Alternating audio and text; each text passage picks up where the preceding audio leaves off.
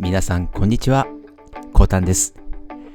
築87年の古民家を DIY 初心者が大改造に向けて奮闘中です。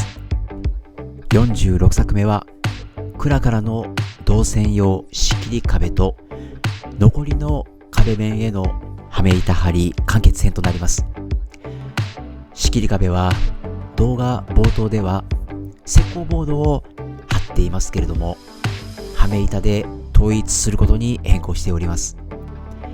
杉の羽目板は B 級品なので節も多く、穴も開いたままです。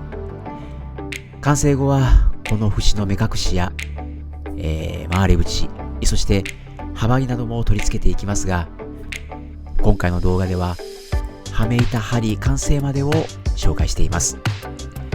ぜひ最後までご視聴ください。頑張っている姿の高評価とチャンネル登録もぜひぜひお願いいたします。それでは行ってみましょう。